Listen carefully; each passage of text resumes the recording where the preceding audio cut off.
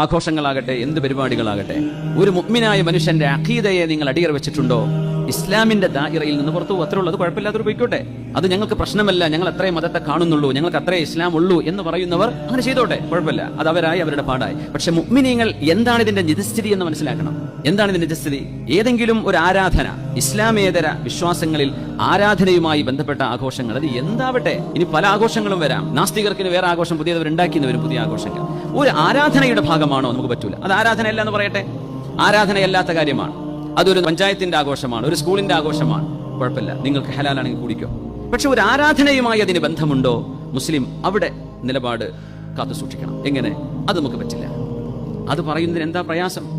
ആരെയും വേദനിപ്പിക്കാതെ, ആരെയും വിഷമിപ്പിക്കാതെ ഒരാൾക്ക് മുസ്ലിമായി ജീവിച്ചൂടെ? മറ്റു മതവിശ്വാസികൾ അങ്ങനെ ചെയ്യുന്നില്ലേ? നമ്മൾ മറ്റുള്ളവരെ ഉൾക്കൊള്ളുന്നില്ല, അല്ലെങ്കിൽ നമ്മൾ അവരോട് ചേരുന്നില്ല, അല്ലെങ്കിൽ നമ്മൾ മാത്രമാണ് ഉഷാർ എന്ന് പറയാം. എല്ലാവരും അങ്ങനെ തന്നെ പറയാം. എല്ലാ മതക്കാരും അവരാണ് ഉഷാർ, ഏറ്റവും നല്ലവരെന്നാണ് എല്ലാവരും വിശ്വസിക്കുന്നത്. എല്ലാവരും അങ്ങനെ വിശ്വസിക്കുന്നത്. എല്ലാ പാർട്ടിക്കാരും അങ്ങനെയല്ലേ? മുസ്ലിങ്ങൾ മാത്രം അങ്ങനെ പറയേണ്ട വല്ല കാര്യമുണ്ടോ?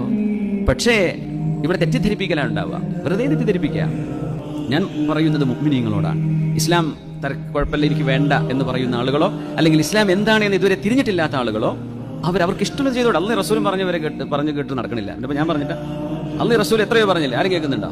നമ്മൾ പറയുന്നത് ശരീഅത്താണ്. ഇസ്ലാമിക അഖീദക്ക് ഘടകവിരുദ്ധമായത് നമുക്ക് ചെയ്യാൻ പാടില്ല. മുസ്ലിം ആണെങ്കിൽ അള്ളാഹുവിന്റെ അടുത്തേക്ക് പോയി നാളെ രക്ഷപ്പെടണോ, നാളെ പോയി ഖബറിൽ കിടക്കണോ, അള്ളാഹു ഇന്നല്ലാഹ മഅൽ മുഅ്മിനീൻ ഇന്നല്ലാഹ മഅൽ മുത്തഖീൻ എന്ന് പറഞ്ഞ അള്ളാഹുവിന്റെ മഅയ്യത്ത് ആവശ്യമുണ്ടോ? അള്ളാഹുവിനെ കൂടെ നിർത്തണോ? അഖീദയിൽ കോംപ്രമൈസ് ഇല്ല. നമ്മുടെ വിശ്വാസം വലുതാണ്.